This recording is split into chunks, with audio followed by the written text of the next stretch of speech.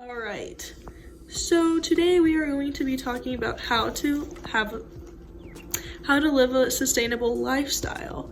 So a good way to do this is to have a garden in your backyard, because a lot of people in America don't have gardens in their backyard. Okay. And it's a good way to get good oxygen flow and reuse resources within our community. Like, you can do composting, save your banana peels, eggshells, things like that, instead of throwing them in the trash and putting them back into the earth so they decompose, so that we have less waste in our landfills.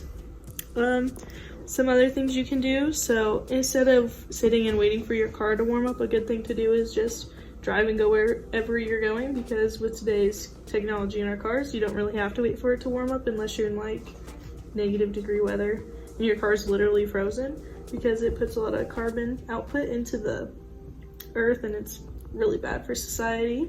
Wow.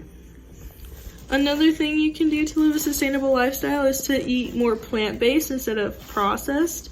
So we did a project in class where everyone had to bring in something that was all plant-based. A lot of people brought in salads, but you could have done brown rice, because it's not bleached rice, so it's better for society.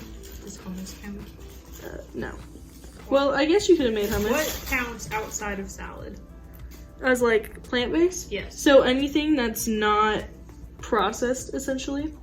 So you can use spices and things, but you want to be buying fresh produce and things like that to make your food that's more plant-based. I mean, you can buy frozen veggies and things like that, but you don't want to buy a bag of chips or things like that.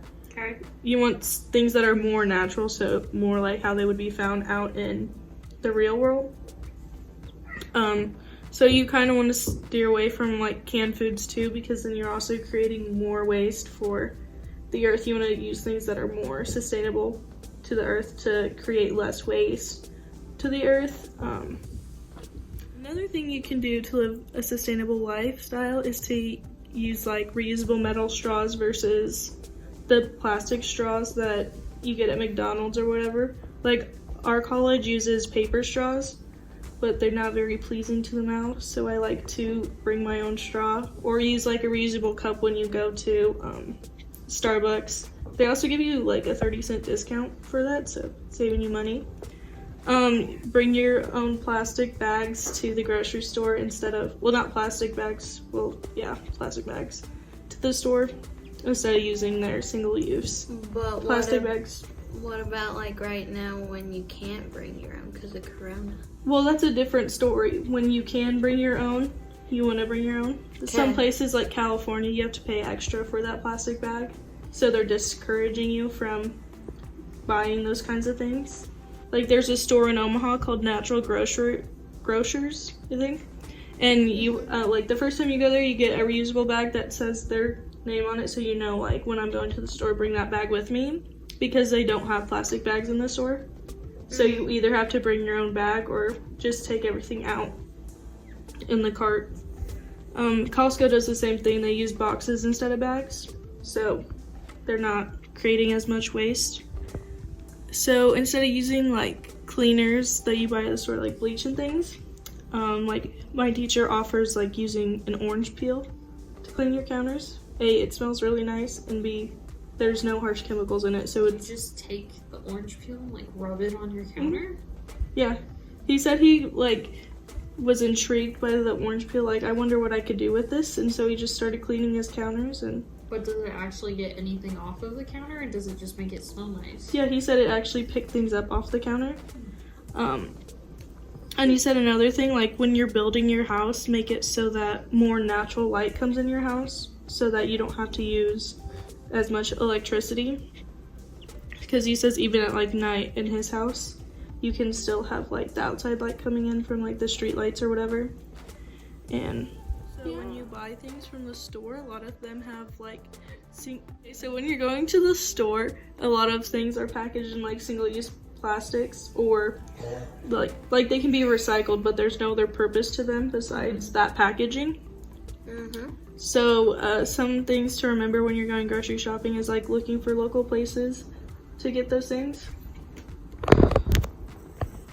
Remember some things to consider, like local farmers markets or local butchers or things like that, because they're not gonna be packaged in the packaging that they would when you're going to the grocery store. So it's better for the environment, and you're also helping out local businesses.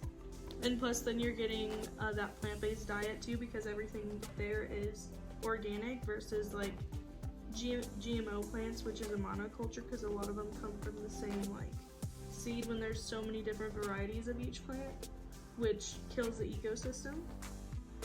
Like the banana, for example, there used to be a different banana that humans actually ate, but it got taken down by fungus in the forest and depleted the whole life of that banana. So then they had to find another banana that tasted like similar to it.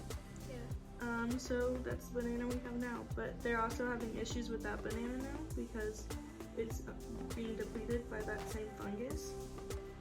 And there's no other banana that tastes like this banana. It's not as sweet, it's more bitter. It's more like a plantain per se. So no one would eat it because it'd be disgusting. So we have to remember that there's other types of plants out there to keep our ecosystem running.